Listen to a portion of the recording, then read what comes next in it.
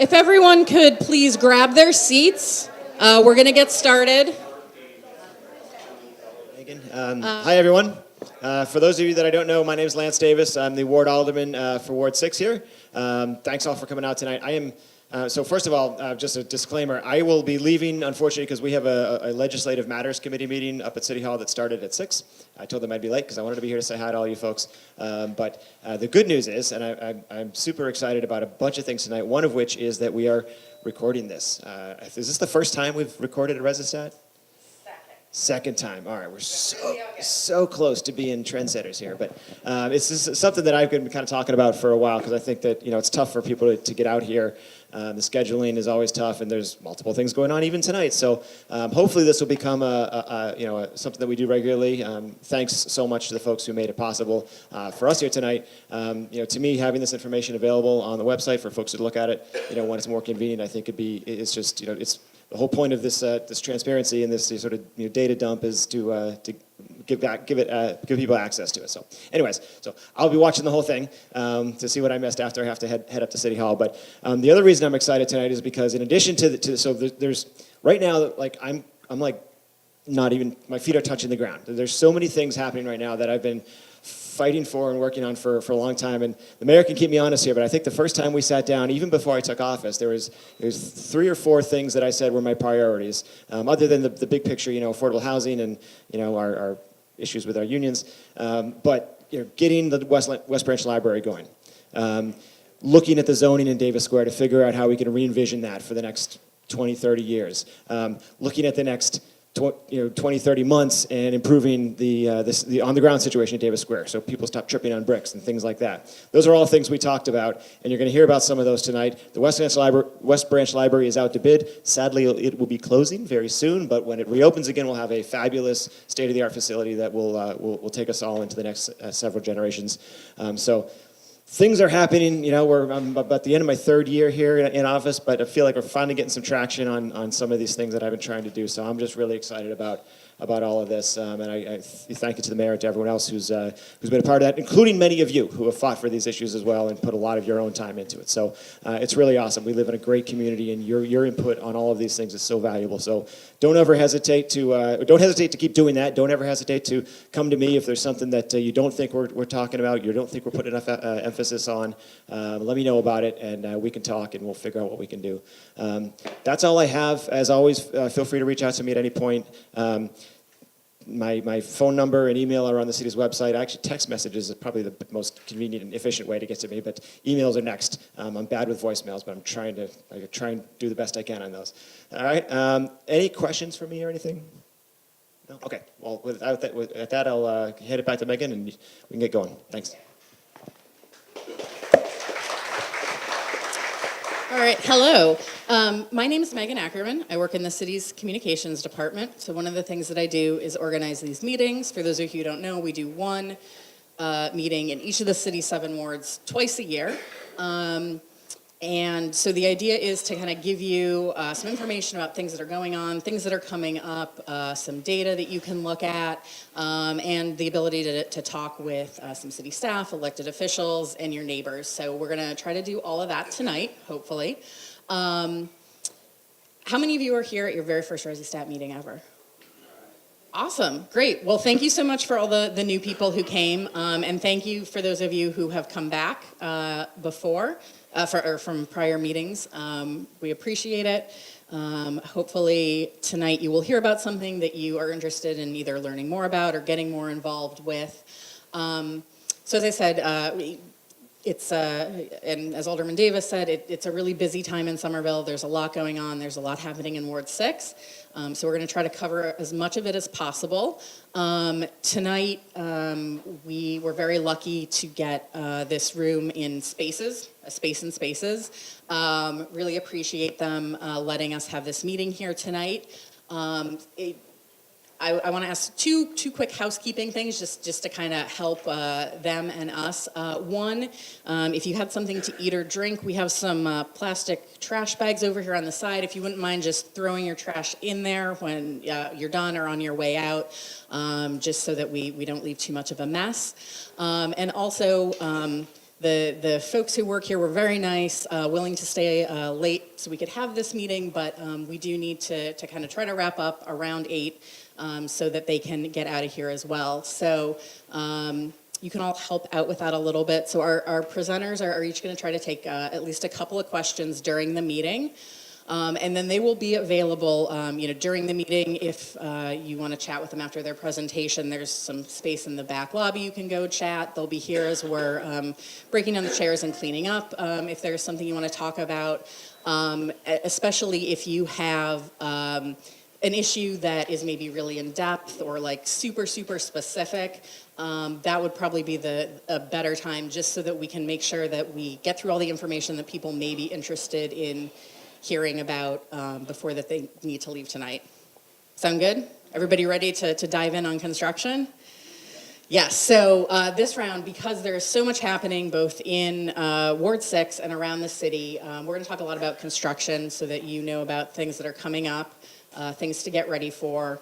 And to start that off, Mayor Curtatone is going to talk a little bit about why all of this stuff seems to all be happening at once. And hopefully give you a little bit better understanding of why that is, and what we're going to do to kind of help you through the next couple of years as all of this work happens. So I will turn it over to Mayor Curtatone.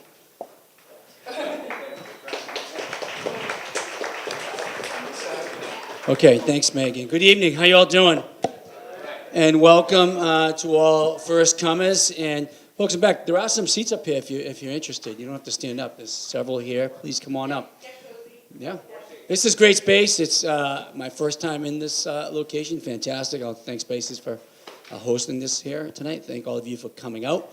You've been here before, the majority of you, and for those who haven't, ResiStat is short for Resident Statistics. We pride ourselves in the mining of data of all types on the operational side, on the performance side, on the financial side, and utilizing data on a real-time basis to improve our effectiveness, our delivery of services, to be more transparent, accountable, to identify opportunities. Tonight, you're going to get a little less on the operation side, and I remind you all that as we craft these agendas, we look to your input and concerns in terms of what type of data you want to see.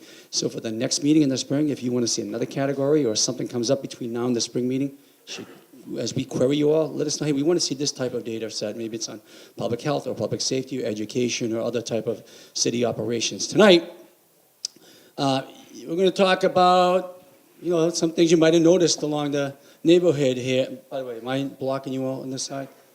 Maybe I'll come over here. There's a little bit of construction going on in the city. I want to talk about, I'm going to set the context for the more specific conversations you're going to hear from some of the other transportation planners, engineers, project managers, and so forth, how we're going to approach it. I'm going to give you some data, historical data on that, and start a conversation with you all. Before I do that, I do want to say to each and every one of you, whether you walk, whether you bike, you take public transportation, own a motor vehicle, I'm very, very sorry about the disruption in your lives. It's real. We have no excuses. Much of what we're doing is deliberate. We have a plan. As we get to talk about the Green Line, it's sort of, the change in schedule when the Green Line's happening sort of compounds the disruption. But I drive the city every day, or I'm around the city, I'm walking with my family like all of you.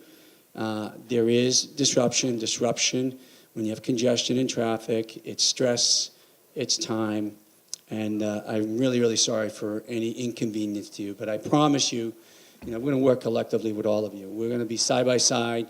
We'll suffer together, and we'll enjoy the benefits together at the end of it. Because when it is done, I promise you, it is going to repaint the canvas of this city. So some of the construction and work we're doing is not so glitzy. Some of it really is. But just give you some examples of what's happening, because there's a lot going on.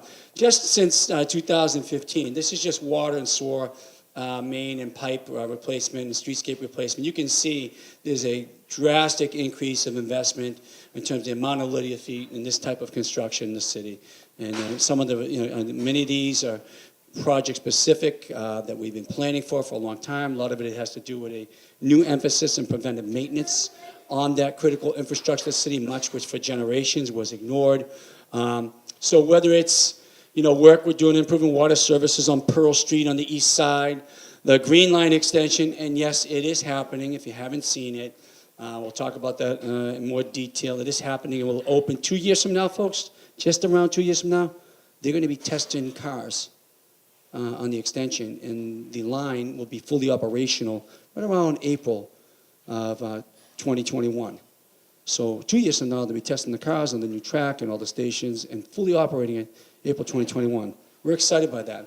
Or it's maybe that massive subterranean work on the water and sewer, big pipe replacement or addition from Union Square East, connecting, dealing with a lot of legacy flooding issues in the city.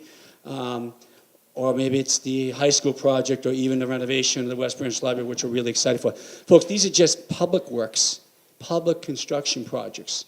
City ones, the Green Line extension. This does not include much of the private development that's happening, investment in our community, or even in neighboring cities and towns, their public construction projects and their private development projects. So in a city of 4.1 square miles, when something happens, we feel it in every neighborhood. This is a lot of stuff going on. We are very fortunate we have this stuff going on, but again, I'm really sorry. We truly understand and feel the inconvenience it causes. We're doing about 50 years worth of infrastructure work alone in the next 3 to 5. 3 to 5. It has to happen, and we're trying to pace it. This also has an impact on how we think about the future projects we're going to do, the massive investment we'll make in Davis Square infrastructure after we do some interim work over the next several years. So we're an old city. We're not that old. We're 175 years old as of last year.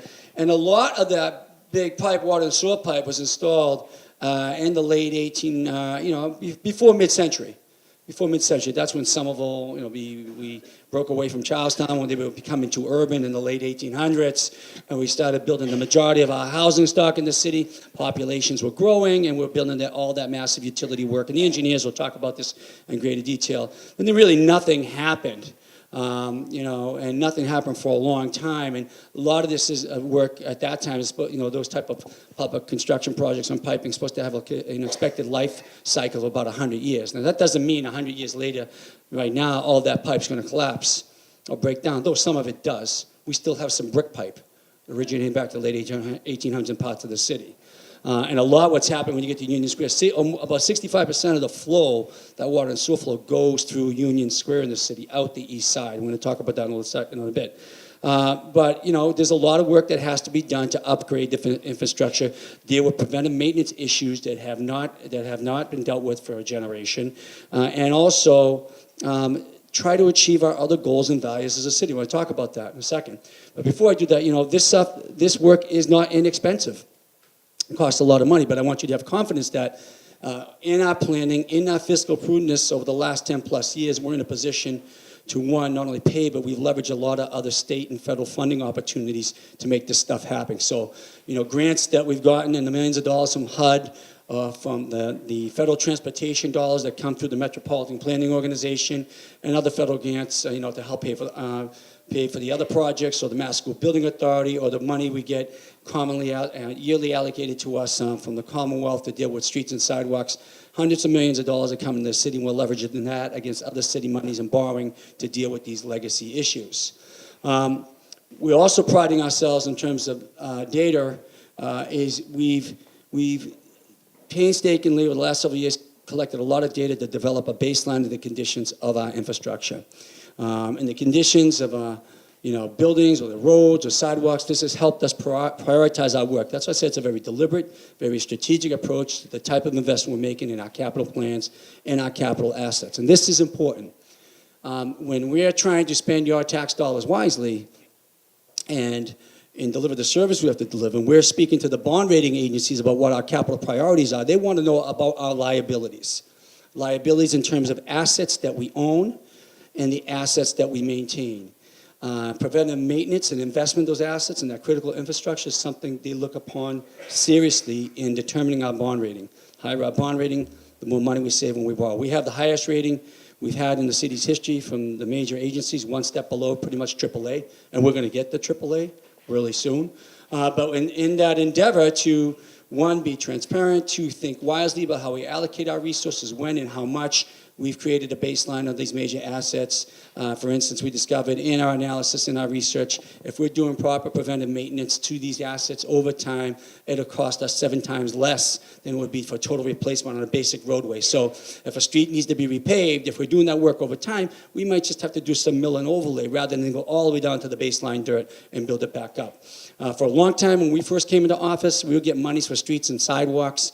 We were really looking around the city and saying, that one looks pretty bad, this one looks pretty bad, and just replacing it. That's not the way to strategically, it's not a sustainable way to invest in your assets. And then we're using money, we're wasting money in one particular asset. We can spread it across the board to do more preventive maintenance and leverage our monies to do major capital projects. So that's important. So we're doing a lot of preventive maintenance now, whereas in the past you didn't see much work. We're also doing some major investment and replacement and expansion.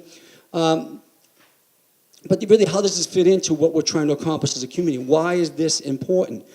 You all should be pretty much familiar with Summer Vision. And for those of you who are not, that's our comprehensive plan as a community we developed several years ago, and we're revisiting where we are now in terms of our goals. But we set out where we want to be by 2030, and we, as a community, who we want to be when we grow up, not just what we wanted to build, but we have several critical goals in that. Those goals around how much housing we're going to build, how much of that housing will be affordable, how much new commercial development we will bring to the city, how many jobs we create, how much we could push the envelope and expand the amount of usable open space. And we have pretty lofty goals, 125 acres of net new open space. And how many, I mentioned the jobs, and along the way, we've also expanded our goals towards sustainability and mobility. But all that, there's one critical link to all this, is setting the platform and building the infrastructure to make sure it happens. So again, but we've also, we have mobility goals. We said we want to shift all new vehicle trips by 50% to more biking, walking, and public transportation. We wanted to be carbon neutral by 2050. We have specific neighborhood plans and station area plans around transit nodes. We're finishing our neighborhood plan and plan for Davis Square. And we wanted to strive to be Vision Zero. And we will be Vision Zero. We want zero pedestrian serious bicycle injuries that are either serious or fatal. We want to accomplish all these things, and the way to do is we have to set that infrastructure in place to incentivize or have an influence in that type of behavior or that outcome. But this is tough, because to do all this, literally 50 years worth of infrastructure in a short period of time, we have to plan out, certainly how we finance it, what it's going to look like, how we're going to live through it. How do we come out with the least amount of stress, disruption, negative fiscal impact to get to where we want to be. And there's a lot of work that we do to analyze the projected impact in terms of noise, congestion, and what that would mean for neighborhoods, as well as the impact on businesses as well. So, if you want to know what's going on real time, I'd ask that you sign up for our email alert, our email newsletter, construction@somervillema.gov. That's in a lot of the handouts. You should also know that we created, with the help of the Board of Aldermen, thank Alderman Davis and others, there are 3 critical positions to help guide us and manage these projects and communicate with the public and engage all stakeholders. I believe all these people are here tonight. Erica Mace is the Construction Public Information Officer. Eric is right over here. Jesse Moose is the Construction Liaison and Compliance Manager. That's Jesse. And Viola Augustin is the Green Line Extension Project Liaison. Viola's not here. But all these folks are working day in, day out on these major legacy projects. They're engaging businesses and stakeholders. They're getting out information. They're making sure that all these projects are coordinating one another and all city departments and agencies. There are other impacts in terms, my other favorite subject is rats and rodents. There are other impacts besides traffic and congestions and disruption of our lives. It's the rodent impact, disruption of the rodent nest and population. Now, rats are going to be here in the city no matter what. Anybody tells you to get rid of the rats is the same person that tells you to get rid of taxes. It's never happening. What we're trying to do is control that population. All right, and we've gone through these discussions before for several years now. We established a rodent task force. We implemented several policies which had statistically significant impact. I'll talk about that now. Some things to keep in mind. We all know that the more mild the winter, you usually see a correlating increase in the rodent population. That happened as we started measuring this in greater detail several years ago. As winters get colder, the populations tend to drop. But we also took some important steps several years ago. We adopted the unified trash bin policy. You all got delivered at that time those uniform bins with the lids. They're hardened containers, so it cut off that food source to rodents. We also instituted other initiatives. We started to re-examine how we permitted all dumpsters. We found that some entities that use a commercial hauler or their own private hauler had a dumpster, whether it's a business or a large residential complex. Those dumpsters would tend to corrode, and then the rodents had access to the food source. So they had to really come back and permit, and those dumpsters had to be at a certain standard and quality. And we started to see results, folks. This actually had articles written upon it because our efforts at that time had, again, a statistical significant outcome. Then winters, as they popped up a little bit more mild, we've seen that as well. Again, that tends to allow the population to increase. So we're even in the process of piloting rodent birth control, believe it or not, and that's to control the population. So we're trying to really look at this strategically. But I say this because when we're doing this infrastructure, there's so many segments of our life and our quality of life that can be impacted, and this is one of them. But we are measuring it. Well, this is a heat map, and the level of rodent calls that people calling in the 311 since 2018. Now, your side of the city is a little less heated than the southeastern side, but I will tell you, as someone who has I think we got rid of it, thanks Jesse and others, a rat issue in a house next to mine. But when there's one home in a neighborhood or a property where there was a rodent infestation, there's a radial consequence. I was in that radius of consequence, and along with many homes, and we're paying close attention to what's happening, especially around the Green Line rail beds, where major construction's happening. Now, you should know that when there's a major construction project, whether it's a public project or private project, there are required steps to mitigate or do rodent abatement, debate, and so forth, and monitor. Even along the Green Line corridor, we're doing a massive amount of that as well, and I'll talk about something exciting we're doing with that. So we are paying attention to this, and I will strongly advise you to your input, this data that we look at this real time. We don't care if you see the same rat 5 times, we want 5 phone calls from you, or as many as you see, wherever they are in the city, we want to know. We want to know because we do deploy accordingly. We look at this data, we look at our data, we correlate with other information, we try to understand what interventions we undertake. We even brought in the foremost, most famous rodent scientist in the country, Dr. Corrigan. We walked the real bed. This guy is literally the Einstein of rat control in the United States. It was really interesting. I got to walk along with other staffers in different parts of the city where we know there's major construction going on, trying to understand along the Green Line rail bed where there's a nest infestation or where rodents could harbor. And we've also funded a new staff position, which is titled the Environmental Health Coordinator, which is devoted to rodent control, but not just trapping. Because you can't bait your way out of this. You can't get an exterminator anyway. We have to look at the conditions in the environment around the corridors and the neighborhoods to understand what allows for a rodent infestation to expand or fester, get worse, or the population to decrease. So we're looking at that on a real-time basis. We're deploying different interventions, looking at best practices, and that's happening every day in the city. But we're also, in addition to understanding the impacts on traffic and noise and congestion and rodent infestation on small businesses. The majority of businesses in the greater Boston metro area have approximately 20 employees or less in their domain. And even though when all these projects are done, all these streetscape projects, all the Green Line stops are open, when the bike counts and pet counts are high in any neighborhood, and you have access to good rail service to the Green Line, all these studies showed that local businesses do extremely well. Neighborhood business districts thrive. But bridging the time period from now until then is something I'm really concerned about, because all the data also shows that businesses can have a significant drop in revenue and activity. So we're going to be doing a lot. Tom Galligani is the city's economic development director here. If you're a small business owner or concerned about that topic, I don't know if you're speaking about this tonight, Tom, but he'll be here to answer questions. We're doing a lot to target these business districts. We're doing a lot of strategic outreach to business owners with the staff we brought on board. We're holding a lot of events to promote the destinations and advertise and be very public about the fact that these businesses are still in operation during construction, and also implementing new assistance programs like the Loyal to Local campaign to help the businesses get through this difficult period. So as part of, ultimately we want you to frequent our local businesses. We want to hold events to celebrate places like Ball Square and others in Union that during construction will be impacted.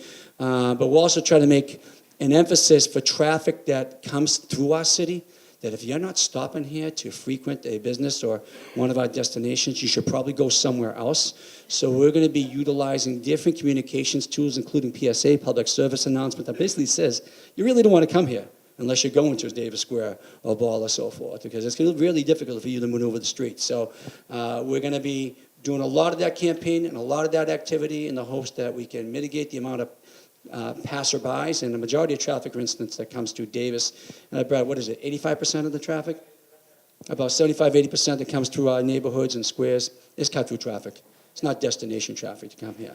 So we're measuring and we're taking a look at all that. So I'm going to stop. I just wanted to give you the context of the conversation as we go through some specific projects in your ward.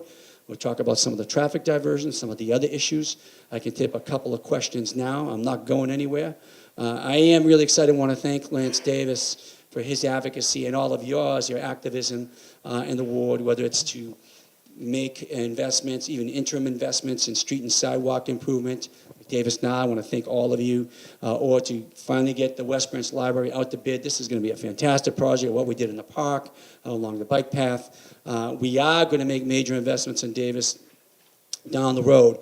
I will just say this, people ask me, why aren't we doing all of Davis over right now today? Well, we're not there yet with the neighborhood plan.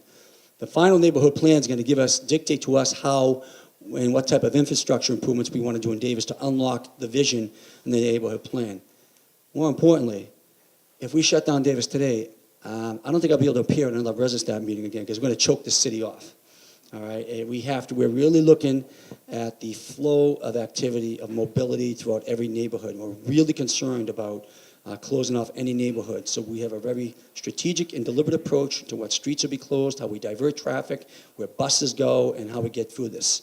We're going to utilize that time as these other projects are being done to finalize our plans for Davis Square. Brad's going to go in this conversation when he comes up to talk to you, and we're going to be all in terms of the renovation of Davis Square. But in the meantime, he'll talk to you about some of the improvements we're making in the interim. So I can take a couple of questions, or else I'm going to shut up. I'm going to stay on the side. Yes, sorry, I didn't see you. Yes, good evening. How helpful has Charlie Baker been in all of this development? How helpful has Charlie Baker been in all this development? Well, I got to be honest with you, he was very helpful in the Green Line.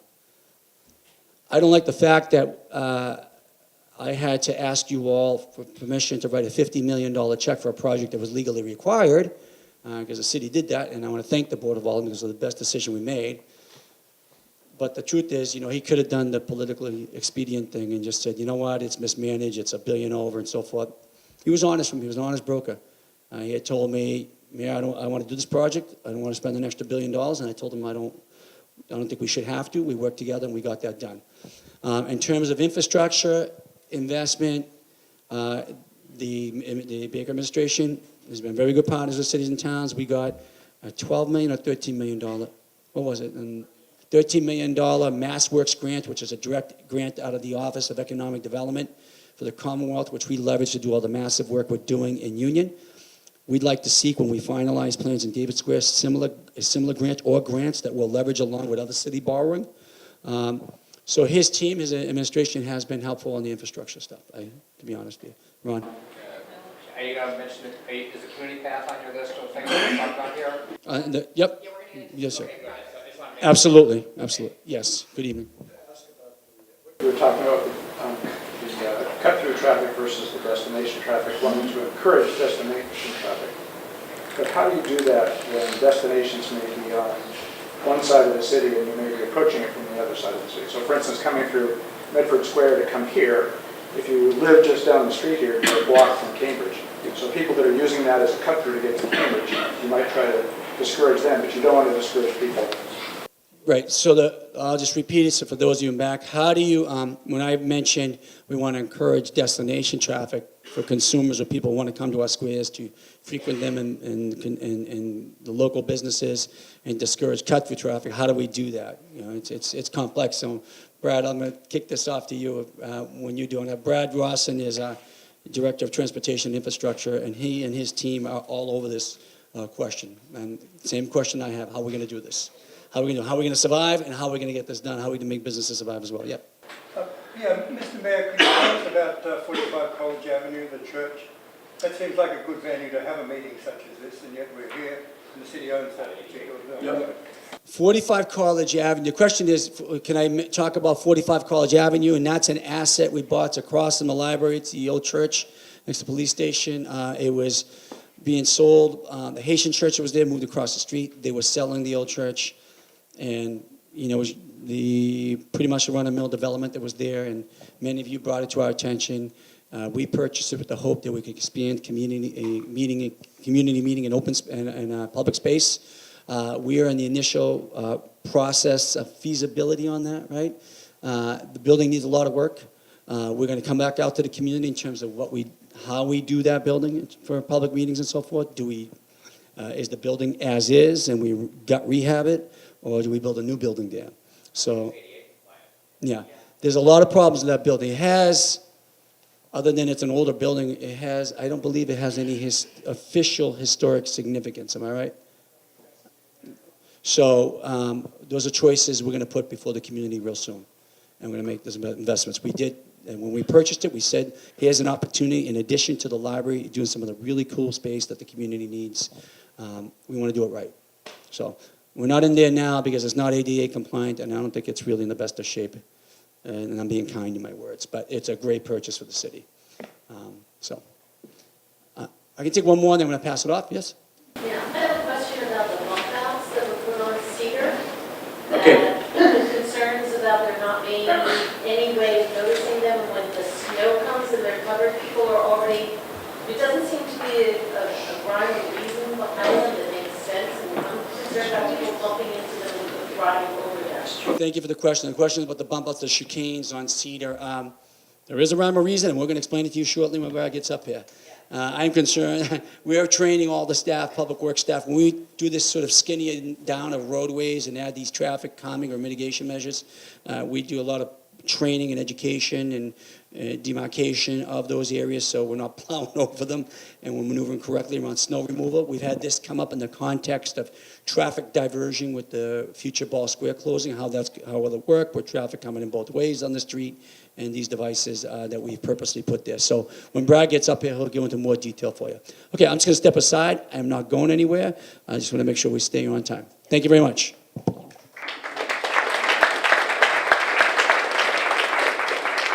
All right, so now you have kind of an idea of why is all of this happening, hopefully how the experience won't be too disruptive, but the reality is, construction always makes things a little bit inconvenient, but leads to something better at the end. So I have two quick updates about projects that are one that is getting going, so it's about to become a little inconvenient, and one that is wrapping up, so the inconvenience is going to end.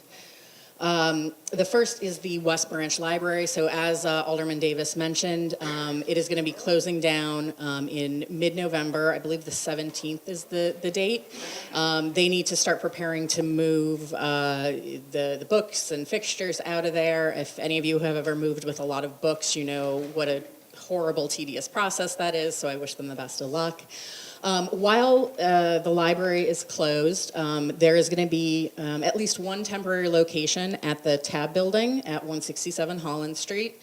You're going to be able to do things like pick up books, return books there. They're going to have some limited programming, but some of their programming is also going to move to the other branches, maybe some other locations as that becomes available. The Tab Building, where the senior center is on 167 Holland. Yeah, so it's another spoke around the intersection.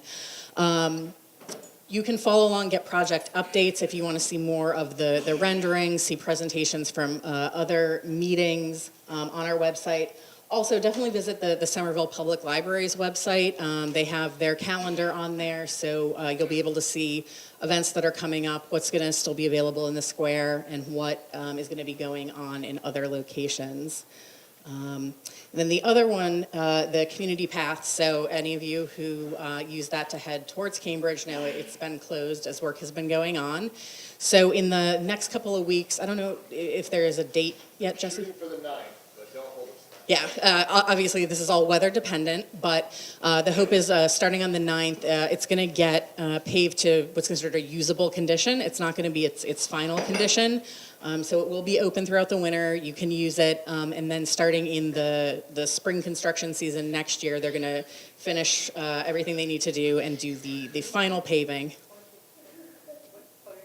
So it's the community path from Davis Square into the Cambridge line is the part that they're working on right now. So again, hopefully in the next couple of weeks, be able to use that until the spring when it'll be shut down again briefly for the final touches. Shut down in the spring for the final? Yeah, they'll have to shut it down to do the final work. Do we know yet? Yeah, I think obviously some of it'll depend on the kind of winter we have too. But obviously there will be plenty of notice before that happens. And then, again, in the spring, we'll probably have a better estimate on how long that's going to be shut down for. Yep. Back to the library, when is that to be done? So the hope is 2020, with the caveat that it is a historic building. Sometimes renovations with historic buildings, you can run into some surprises, but the plan is sometime in 2020 that'll be opening. All right. I'm going to hand it off to Mike Tremblay, who works in our Transportation and Infrastructure office. He's going to be able to answer some of the traffic questions that were asked, as well as talk about some things that he is working on here in the square. Thanks, Megan. So, as Megan introduced me, I'm Mike Tremblay, Senior Transportation Planner. I recognize a lot of faces here, and I'm guessing some of you recognize me from the last ResiStat meeting when I was telling you about the changes to the signal timing at Davis Square. I'm going to go over kind of like a post-project review about how things have changed, how things have gotten better, some of the issues we still know are persisting thanks to some of the feedback we got from you guys. So as you guys know, if you walk around the square, we changed the signal timing at the end of June of this year, just after the school year ended. We made some more adjustments about 3 weeks later based on the feedback we got from you guys. There was a little snafu in terms of the number of seconds that College Ave got versus the busway. So we flip-flopped those back to how they should have been, and I think things have moved relatively smoothly since then. But the initial signal timing was off. College Ave was getting like 8 or 10 seconds, which is not enough. Hopefully it's getting enough now. We added some yield pavement markings and red curb extensions in August to really help enforce to vehicles that they now have to yield to pedestrians on turns. For example, the turn from Highland Ave onto College Ave, really you can make that turn at a pretty high speed, and we really wanted to try and encourage folks to take that at a slower speed. We intend to put some flexible delineators in there next spring so that we can really force vehicles to make that turn at a slower rate. And then we put up some signs that had been missing from the initial implementation in September to really enforce that turning vehicles yield to pedestrians condition. So sorry for the text-heavy slide here. This is just sort of a rundown of what changed. So the biggest thing that changed is that we put the pedestrian phases in with adjacent vehicle phases, and that really enabled us to reduce the overall cycle length, the time it takes to go from green light on Highland Ave all the way through to the next green light at Highland Ave, down from either 130 seconds or on Saturdays it was like 155 seconds. That brought it down to 100 seconds, which is 30 or 55 seconds shorter. That means it takes 30 or 55 seconds less time for the green light to happen every time. The walk signals come up much more often. The busway phase comes up much more often. And that equates to about a 30% increase in frequency of those walk signals, of those bus lane signals, busway signals. It also allows pedestrians to cross the intersection diagonally more quickly if they choose or need to do that legally. So before you had that pedestrian scramble phase that a lot of pedestrians just crossed however which way through the square.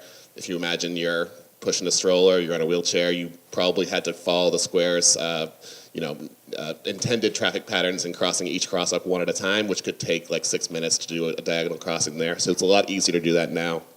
However, we've heard from you guys, and we know that there are some crosswalks that are still very difficult to cross, a little bit scary to cross. The two biggest ones are probably the crosswalk across Elm Street at Day, right across from Oath Pizza there, and across Dover Street, which is the one between CVS and the theater. So we're looking into how we can change that either in the short term or in the midterm.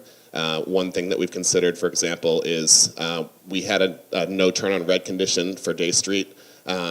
Perhaps putting that as a red turn on red after stop like it was before would allow more vehicles to get out of Day Street. And then when during the green phase, when the pedestrians are crossing Elm Street, there's fewer cars that are trying to compete with them. So that's something we haven't ruled out yet. We are worried about the idea that if you can turn red on red after a stop, you might be blocking the Day Street crosswalk, which is like one of the busiest crosswalks in the whole city. So we're weighing those options. We might try a test and see how it goes. And then one of the biggest things is, in addition to pedestrians, the busway gets 8 more green lights an hour, which means if you're waiting for a bus at Davis Square, you're much less likely to have to wait there for 2 minutes or so to get out of there. And that all these kind of equate to a lot of time savings improvements for all users in the square. So I apologize if this is a bit tough to read. You'll be able to get these slides online afterwards if you don't have them in front of you already. But what you have here are 2 example routes for buses, and you can imagine if buses are getting through the square faster, that means everyone's getting through the square faster. The dashed lines are the previous 2017 values for how long it took to get from the Holland Street Dover Street stop from Holland Street to Dover Street in blue, from College Ave to Highland Ave in red. So dashed line is 2017, solid line is 2018. And as you can see, the solid lines are pretty consistently about 30 to 40 seconds lower than the dashed lines, meaning that the signal timing changes has reduced the delay for buses and by extension for vehicles and bikes by that value. And that really shows in peak hours as well. So that's a good sign. This is like 1 month of data in August. We're going to keep an eye on that as we get more data from the T to make sure that those trends are continuing.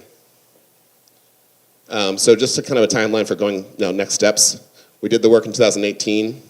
Either next year or the year after, I envision some equipment upgrades. So part of the reason why we still have some of those undesirable ped bike vehicle conflicts is because we have maxed out the controller. I don't want to get into too much of the technicality here, but we literally can't add any more phases to the existing controller because Davis Square is so complex. There's sort of 2 intersections in one with the busway.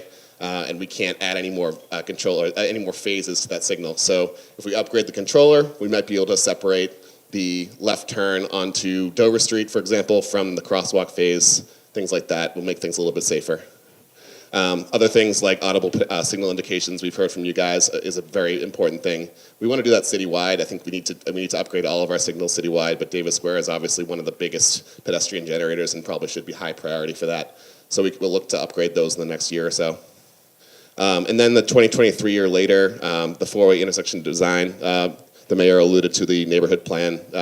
You go to somervillebydesign.com if you want to see that.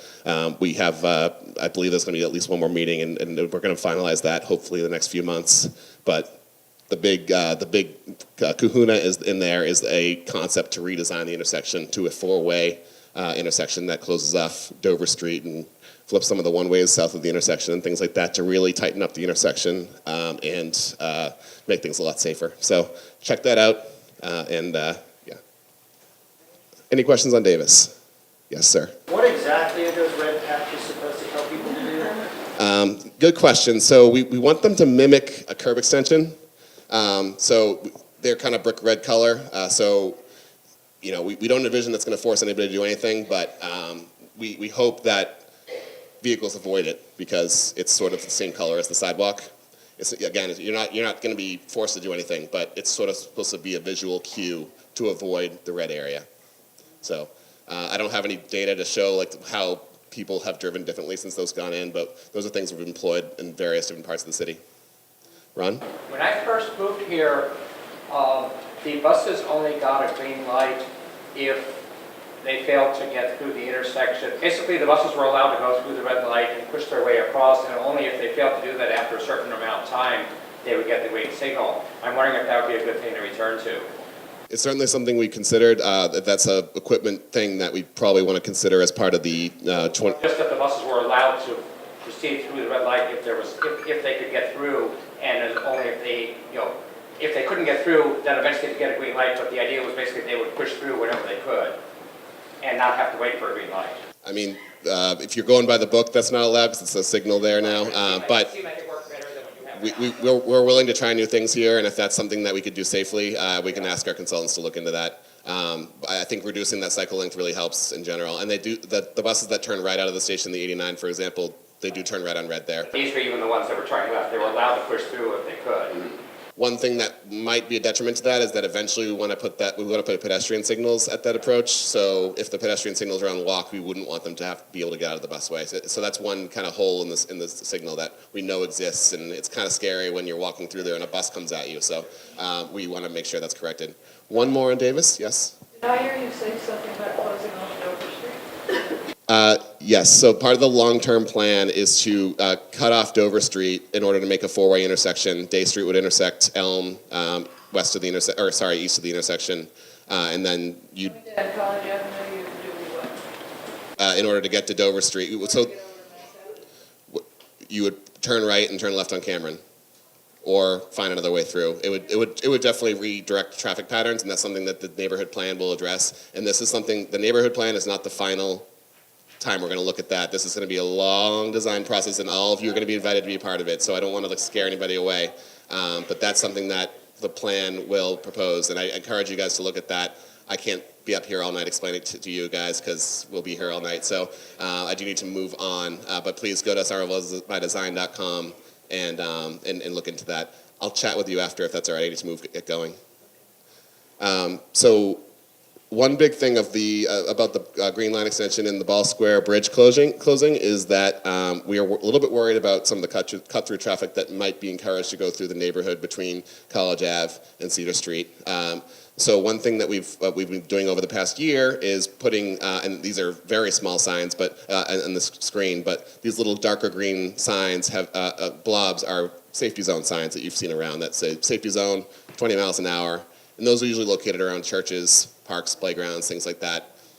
One thing that we've decided to try out as part of this bridge closure is why don't we help out the police in terms of enforcing those zones and help out you guys who live in these neighborhoods. Let's make this whole neighborhood between Broadway, Morrison Ave, Cedar Street, and College Ave into a 20-mile-an-hour zone. That way, cars that are going through there are enforced at 20 miles an hour as opposed to the citywide 25 miles an hour. So that's something we passed to the Traffic Commission. The signs are all up now, to the best of my knowledge. So right now, that whole neighborhood is a 20-mile-an-hour zone, as well as another neighborhood in East Somerville where that'll be affected by the Washington Street closure. So this is a pilot for this kind of treatment. We're still considering a 20-mile-an-hour citywide speed limit. Maybe that's a good option. Maybe it's only residential streets and citywide. This is kind of a test case while we go through this uncomfortable period for the bridge closure. Yes? What are you doing about Powder House Circle? Good question. The question was about Powder House Circle. We have a few recommendations that we're still mulling over, and I think we anticipate about doing something there. The very least we can do, I think, is to consider deactivating the signals and removing that crosswalk into the center of the circle, which is something that's very unusual for a rotary. Rotaries should not have crosswalks through the middle of them. So we still have some study to do there. I know a lot of people who use that signal to cross streets and get a walk signal, and that's something we don't want to remove without a lot of thought. But that's something that I personally have considered a lot about. There's also some ideas to visually tighten up the circle with some markings and lane markings to make sure people know that if you're in this lane, you're turning right as opposed to going through, and there's a lot of confusion in the circle now. So we've put a lot of thought into that, but we're not quite ready to share what we're doing. One more? So I just had a question about enforcement. I mean, it's nice to have 20 miles an hour, but in a lot of places where it's 25, there's no enforcement. I mean, on Holland Street, people come zipping along 35, 40, 45 miles an hour. I'll let Chief Fallon, if he's here, I believe he's here, speak to how enforcement will work as part of the closure. I don't know if you want to do that now, Chief, or wait until after your speak. But I'm looking at my iPad too. I apologize. The stretch of Holland Street referring to? the question was about how Yeah, right right in front of Harvard Vanguard. I mean, cars just whip through there at night, during the day. It's a, you know, a speedway. No, I mean, it's a long stretch of road, so I can see how cars could pick up speed. We're on track to write close to 10,000 moving citations this year, but that is a point that is a place on the area that we're very well aware of, and we need to increase enforcement in that area, and we will do it. So any thought about putting in cameras that will actually zap cars? We've thought about cameras in the past. I think there's privacy issues with that, of, actually, and enforcement issues as far as taking pictures of plates and mailing citations. It's been tried in other areas, but, we're thinking about that, but I don't think it's something at this point that we're ready to do, that type of enforcement. And one small other thing that we've been considering, and what we might want to consider a pilot for as soon as this winter or next spring, depending on what we decide on doing. So one of the streets that is part of the oh no, this street might be a big customer street is Morrison Ave. In particular, the section between Willow Ave and College Ave, where there's only parking on one side of the street. We've seen a lot of high speeds there, a lot of close calls and crashes at the intersection with Grove Street, which is a driver for pedestrians walking to the train station. So one thing we're considering is, what if we, so if you can see the screen here, the red line is the southern section of the road where vehicles travel on both eastbound and westbound. The blue line at the top is the row of parked cars. One thing we want to do is consider, what if we flip-flop the parked cars and sort of force vehicles to do a little bit of a weave, and that might make it harder to go a straight shot at 35 miles an hour if you do have to pay a bit more attention to where cars are parked and gently go around those parked cars. So that's something we're considering, and we might put into place if we feel the need. So any questions about that kind of treatment? It's sort of mimicking what we're doing on Cedar Street, but we wouldn't be building out the bump outs like we did on Cedar Street. Yes, in the back? Bike lane on that. That's another consideration we could think about. I think that's a good one. The suggestion was, why don't we just put a bike lane on Morrison Ave? That would narrow up the road. We have some data that shows that addition of a bike lane can slow cars down by about 1 mile an hour, 2 miles an hour. This might be a little bit more effective in slowing cars down, but you also have the improved mobility for bicyclists with your suggestion, so we'll definitely take that back and consider it. Yes? There's no crosswalk between College Ave and pretty close to the Willow. Yep. Is there anything limiting the city in putting in a crosswalk somewhere near Grove or elsewhere? The question was, can we put a crosswalk in between Willow and Willow and College Ave? Yes, we think that's a very important thing. The biggest thing that the biggest reason we can't do it right away is because we need to find a place to put accessible ramps. So whenever you put a new crosswalk in, it has to be accessible, which means it's a little bit more than putting paint down. We are evolving our ability to do spot repairs for sidewalks and spot placement of curb ramps, and I think that's one of the higher priorities we have if we get there next year. So, and traffic calming things like speed humps is another thing we hope to be able to do quickly next year. So, and Brad's going to talk about GLX and some of the other stuff we are doing around the city. So, thanks everybody.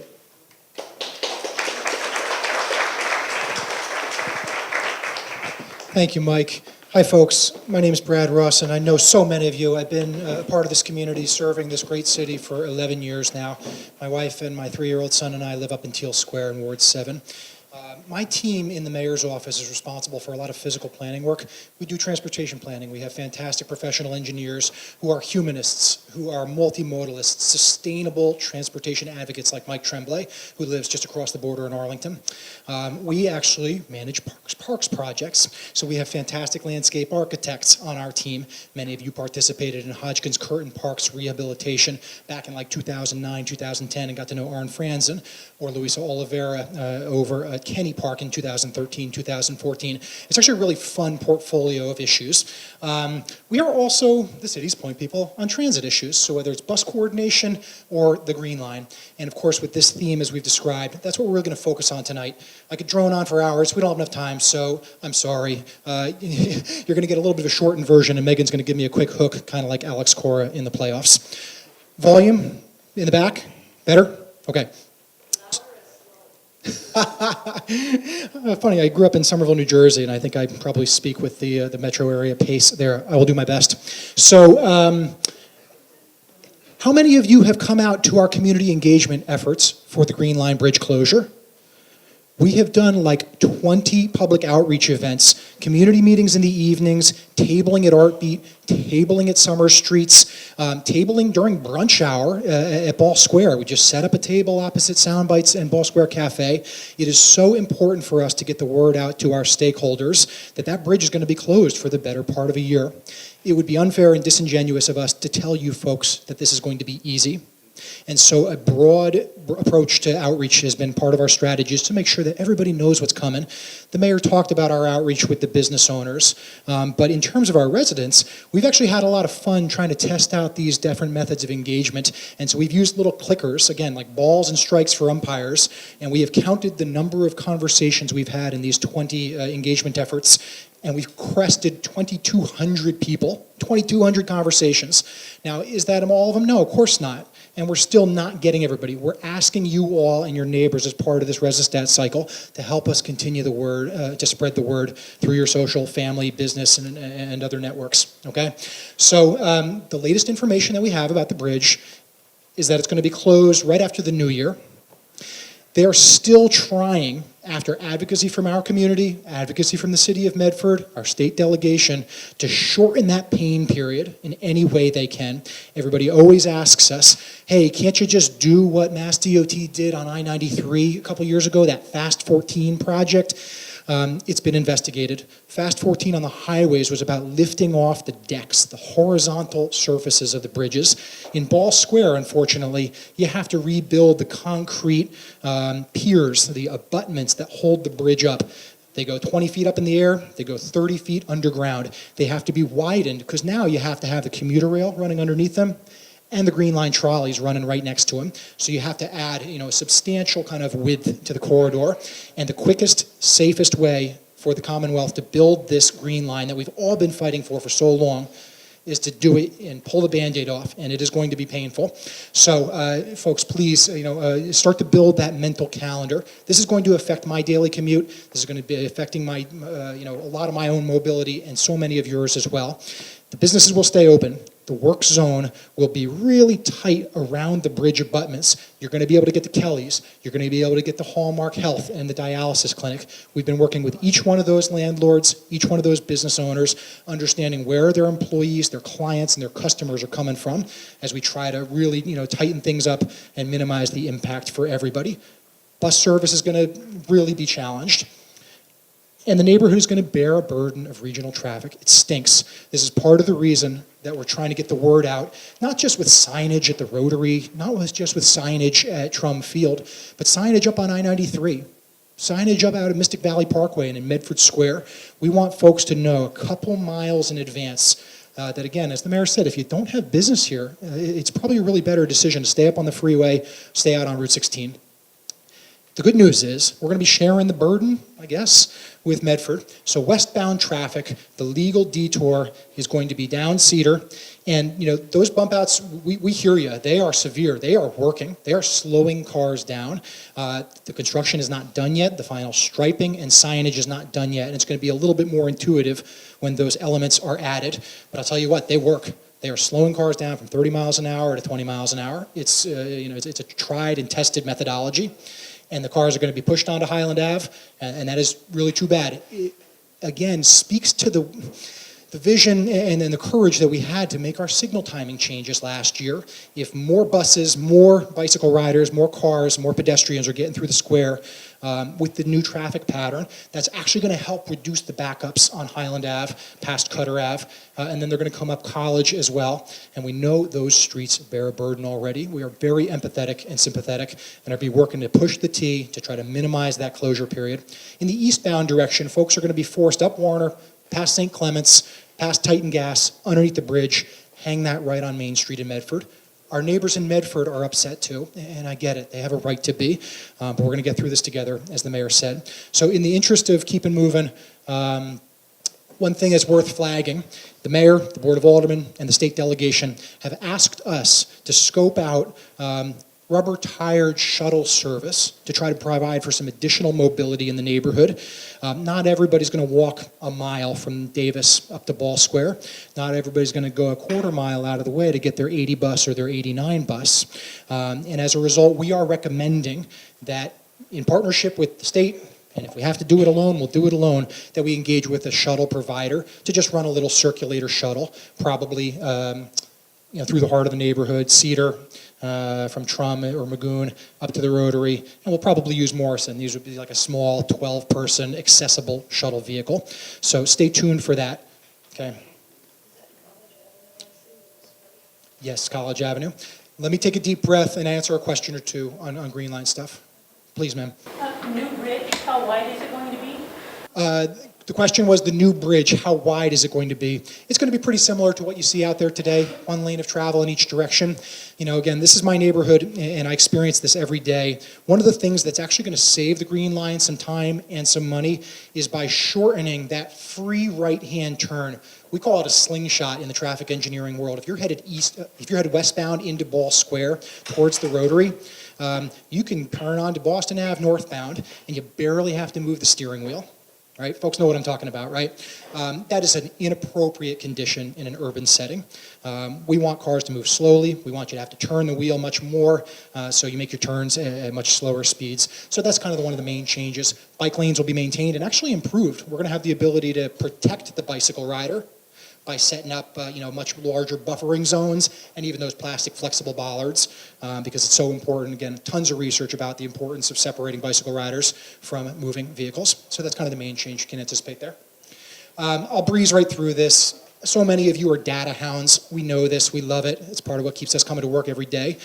This is a snapshot of how we and our neighbors and the regional cut-through traffic is getting through Davis. The mayor talked about our citywide goal of having 50% of trips being by low carbon sustainable modes. Davis Square is our most multimodal human powered low carbon district where something like 40% of the human beings moving through the square during commuter hours are doing so behind the windshield inside of a 20-foot, 2-ton steel box that menaces all of us, right, and pollutes the earth as we're talking about it. So it's great that we have these choices in Davis. Thank goodness folks worked hard, and many of you are in the room to bring the red line here 40 years ago. So just a quick little snapshot. We're starting to use this data everywhere in Somerville so we can track our progress as we build a built environment that continues to emphasize low carbon and slow speed, safe mobility. To your graph, trucks. Okay, just so you know, add trucks, and they're all going down Chester Street because of Be Fresh. So when you do your closing Dover Street, you be sure the cars aren't going down Chester because that's not okay. We've already got at least 25 trucks in the morning. Great point. I hear you loud and clear. Chester, the question was about Chester and about truck traffic, and the city has an objective of trying to get our arms around freight. The future of freight is changing. Autonomous mobility is coming. Robot cars and trucks are going to be on our streets soon. We're also advocating for a more European or Latin American model of smaller vehicles. The idea that 18-wheelers are transiting.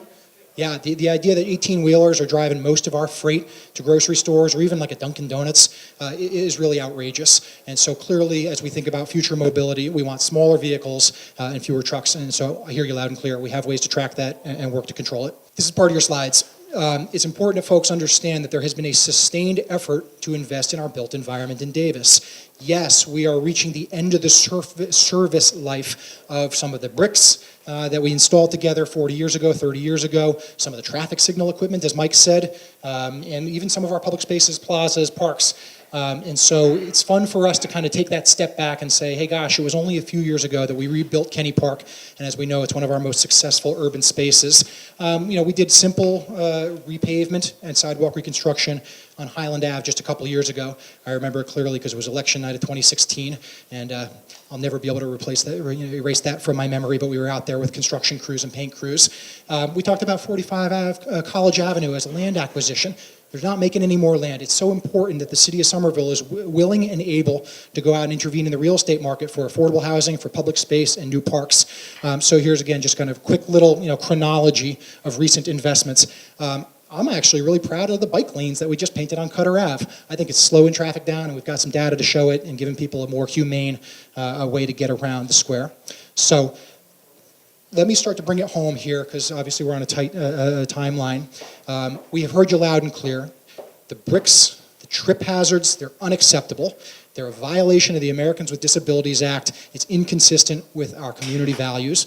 We have done surgical and spot fixes, but we haven't done them enough, and we haven't done them fast enough. We're very humble about this fact. And so Alderman Davis has been pushing and pushing and pushing, as he mentioned in his opening remarks. Many of you have organized, have gone to meetings, have reminded us that as we think about that kind of 30-year future, we can't forget about what's happening right now. Are our trees being preventatively pruned? Again, our seniors living in Champa Manor, just trying to get to the busway at Davis, being put through inappropriate and undignified conditions for walking? The answer is yes. And so in the springtime, you will see us come out and continue to kind of chip away in a respectful and an efficient fashion on replacing brick sidewalks that have failed. As we build towards that larger vision of the kind of the extended plaza, we do want to close that on-ramp from Highland to Elm in front of Mike's. That's a great plaza, right? And right now it's just serving motor vehicle traffic. We want to pursue the ambition that we all worked on together for Cutter Plaza 5 years ago, and actually close one of those redundant streets over there by where Summer and Elm split off. Davis Square is the living room of our community, and yet it succeeds in spite of itself. We understand this. When people cram into the plaza, and again, my 3-year-old was just going bonkers, so happy with Honk. We were down here 3 sessions straight. It's amazing that we get so much civic life out of these spaces, and yet when you look at the closure of Elm Street, you're like, oh my gosh, why can't it be like this more frequently? Why can't we continue to emphasize pedestrian mobility and public space? It's good for our health, it's good for our economy, and it's good for our democracy, okay? So please understand that we're taking this stuff seriously. We're moving forward with engineering work right now. Rich Rach, who's our fantastic city engineer, couldn't be here tonight. He also lives up in Teal Square. He's a local resident. His kids trip on those bricks too. So we truly are trying to honor what we've heard from you, that it hasn't happened fast enough, and we will be moving forward with community meetings over the winter and a capital construction project in 2019. Okay. Let me hand it off to Chief Breen because I've talked too long. Thanks for bearing with us, folks.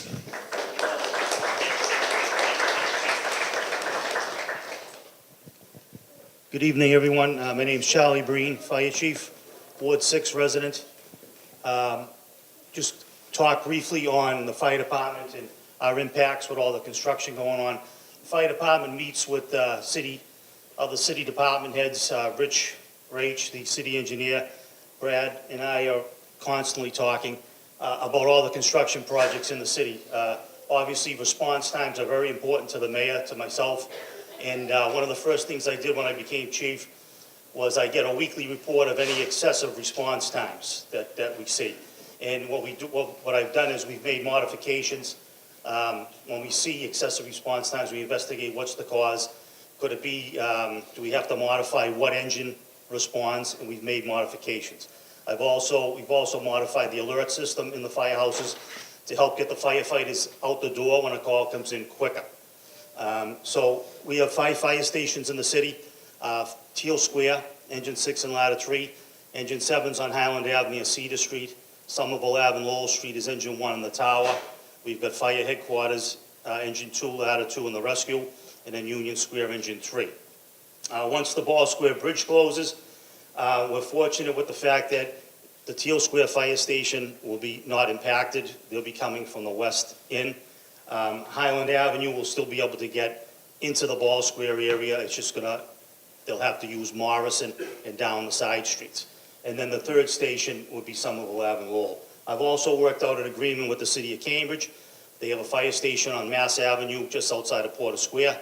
And they've agreed any calls for any fires west of the Ball Square Bridge, they're going to be sending Engine 4 from Cambridge automatically to make up on any possible delays or whatnot.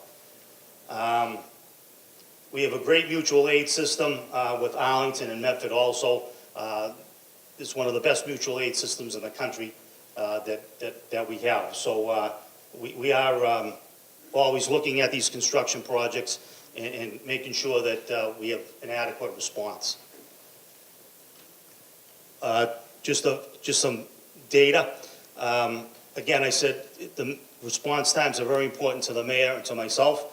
As you can see, last year compared to this year, despite all the construction up until September, the fire department response times have actually dropped. They're quicker by 8 seconds.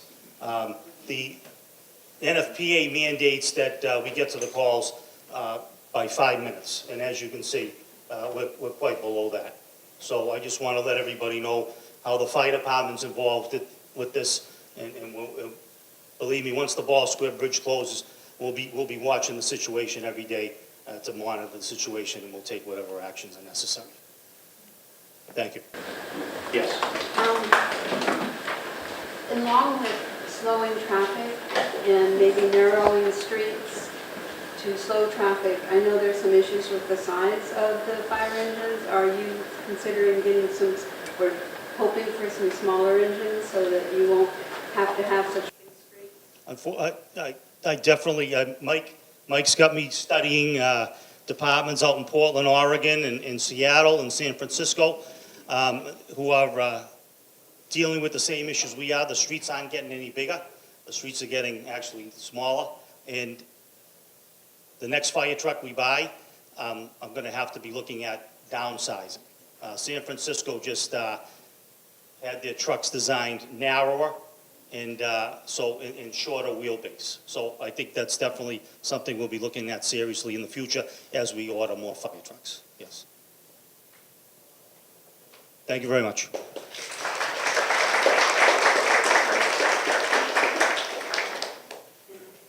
Chief Allen. Thank you very much. I think I'll start my presentation and just to this gentleman's point in his question. I was just texting back with the lieutenant in traffic, and it's important to remember with everything going on in the city, there's a 20% decrease for the first 8 months of 2018 compared to 2017 with traffic accidents, and that's 75 less accidents in the city. So, you know, it's just really amazing, and you know, it's really good to see that trend downward. So, you know, 20% decrease is great for the first part of the year. Crime, same thing. I mean, it's great to come up here and tell you as your police chief, 2018 is projected to be a 32-year citywide low.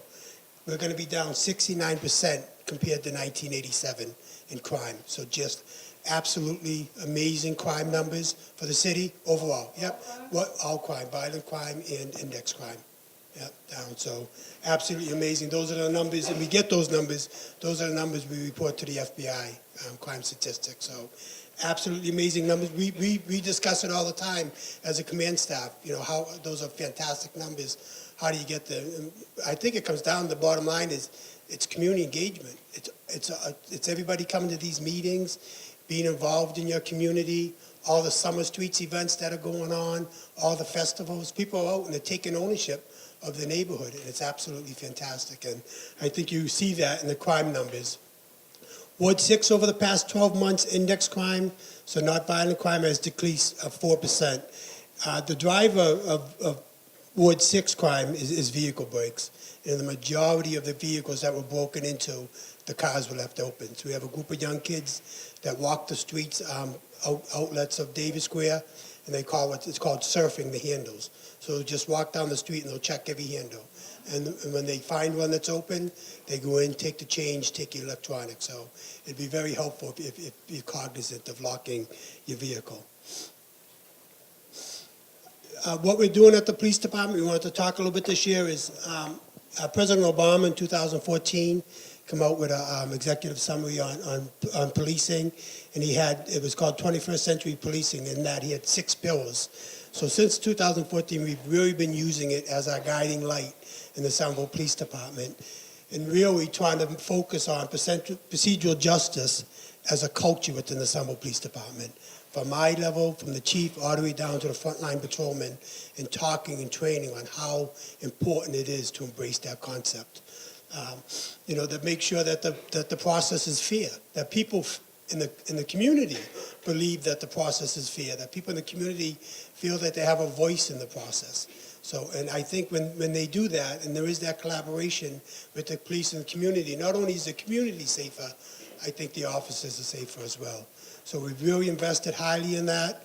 We're really trying to reach out to community. We're out walking 12 times a year now, doing walking dialogues with at-risk youth in the city. We're meeting them in the parks. We're having dialogues with them and talking to them. And it's really, it's small things, but when you hear the youth say, hey, it's 10 o'clock, it's a hot summer night, we have nowhere to go, we want to be in the park. And the officer says, well, it's 10 o'clock at night, it's dark, I'm getting out of my car, there's 10 years, you run to a corner of the park, somebody breaks a bottle, here's what I'm thinking.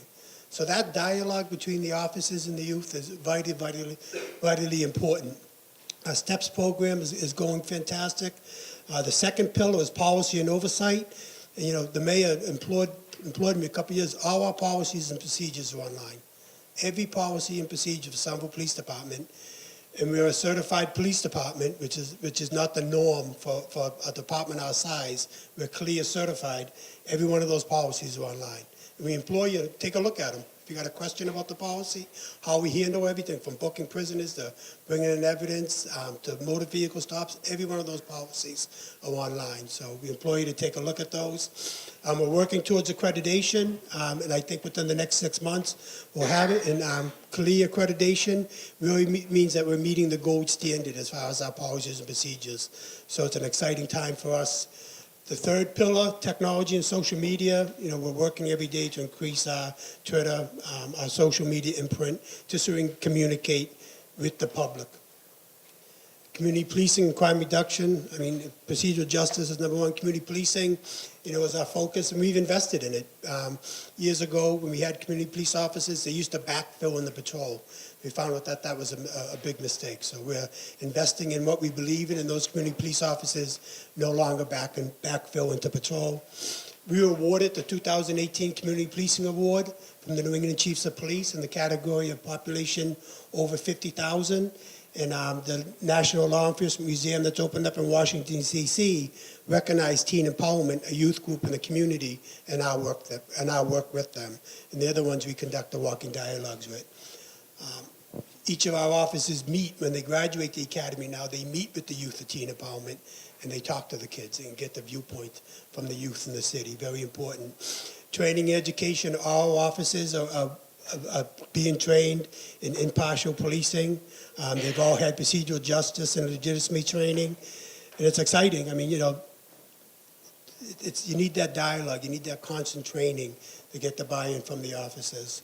Our core office, it stands for Community Outreach, Help and Recovery, is doing great things. We have now the Somerville Police in the lobby of the police department. We have 2 full-time licensed clinical social workers.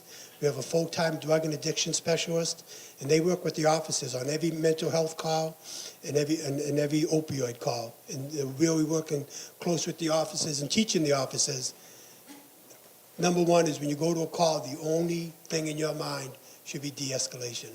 De-escalation and connecting that person to services. And sometimes I think police is developing, evolving constantly. We're realizing a lot of times arrest is the worst option you can have. It's the worst thing you can do is to place somebody that's in a manic state into a cell. It doesn't do the police any good, doesn't do that person any good at all. So we're really focused on connecting people to the community. And as chief, how do you get that buy-in? Well, officers want to move into the specialty jobs. They want to go into traffic, narcotics, vice, things like that. What we're telling the officers is, when we see you treat people in the community the way they deserve to be treated, you're empathetic, and you connect people to resources in the community, we're gonna reward you for that. We've had great success in doing that. Our regional crisis intervention training, that's 40 hours of training, and about 70% of Somerville police officers had that now. And we're shooting for 100, and we won't stop until we get to 100, but that's 40 hours training on how to recognize someone in the throes of opioid addiction, mental health, and just serious hour after hour about the importance of de-escalation, de-escalating calls when you go there. And we're getting great buy-in from the officers. Our core office also does a lot of advanced training, motivational interviewing, tactical verbal skills.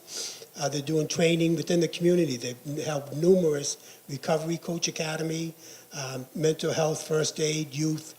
In our core office now, when we first started, we were only teaching Somerville officers.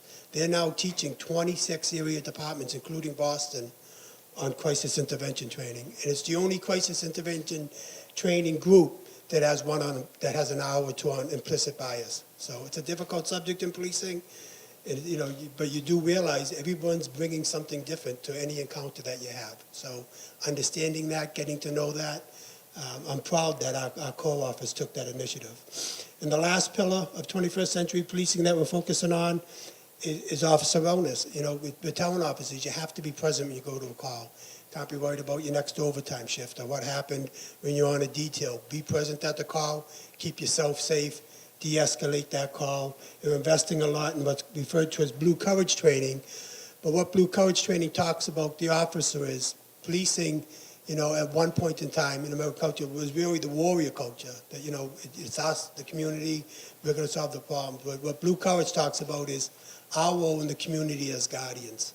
We're partner with the communities. And when we partner with members of the community, not only are we going to succeed, but the community is going to succeed.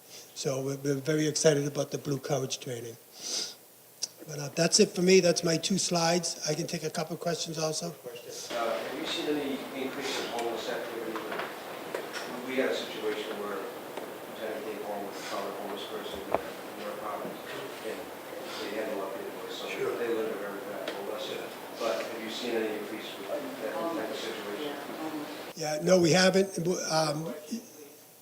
Sure, yeah, have we seen an increase in the homeless people and issues with them? This ward had Officer Marion Mann for quite a long time as a ward officer, and she did a lot of great work with the homeless population. She retired. We're very sad to see her go. She was a great police officer. But we had discussions today internally, and we're going to replace her immediately. So there's some bidding issues there, but we're going to replace her. But we haven't seen a major increase. And it's something we're concerned about, the homeless issue, as we get closer to winter. So we do a lot of outreach about trying to get them connected with some services. I was wondering, we have 2 pharmacies in Davis Square, a vape store, a marijuana facility, and a history of having to close down establishments for drug trafficking. And I wondered if you've noticed any opioid abuse problems in Davis Square. It's a natural place for it. Sure, yeah. We work very, very, very closely with Commonwealth Health on the other side of the square. And it is unfortunate when there is opioids involved, there is that there is possibilities of abuse. We have heard some things of that nature. It's something we're monitoring very closely. And, we're working every day. Our core office is reaching out every opioid call we have, reaching back to that person and really, pushing them towards services. It's a very, very difficult, issue to grasp. But as far as crime-wise goes around those, we haven't seen a great uptick. Any other questions? And I'm sorry, did I answer your question? I don't feel like... Well, I just wondered if it's a natural place. Yes, yeah. Also has public spaces. I was just wondering if you noticed any problems in Davis Square, for instance, as opposed to other places. Yeah, no, so to your point, to make sure I educate, no, we haven't. We haven't seen a great uptick. We're concerned, we work with the health department about vaping, about young kids vaping, and I learned just a few weeks ago that you can put marijuana, some type of THC into the vaping device. So we are very, very concerned about the health effects of vaping on the youth of this community, but we haven't seen an uptick in Davis Square. Well, it's good to hear, but I'm glad that you're also alert to it. Thank you very much. Appreciate your question. But I appreciate being here tonight. I appreciate everybody's time, and thank you for coming.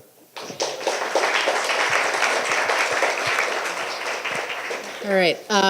I want to thank everyone so much for coming. I know that was a lot of information we tried to squeeze into a pretty short amount of time. There is so much happening. We want to try to make sure that you are aware of at least some of the most immediate things that are coming up. So as I said at the beginning, my colleagues who you heard from tonight are going to be in the back if you have some more questions as we're packing up. Finally, as I said, we just kind of touched on some of the most immediate issues. There is stuff going on all around the city. It's a small city. I'm sure most of us travel through several neighborhoods every day. Please go to the city website. By next week, these slides will be up there. You can also do things like sign up for our email newsletter, sign up for the construction newsletter, sign up for alerts, and find information about all these projects as well as other things going on. Yes? Is it appropriate to say that Michael Glavin will be missed? Oh, absolutely. Yeah, we'll miss him too. I think it's a testimony to his straightforwardness that he's also been able to unleash the energies of so many good staff people. Yeah. As we've seen here tonight. Yeah, we'll definitely miss him, but well-deserved. And so again, thank you so much for coming out. We will be doing this again in the spring, so stay tuned.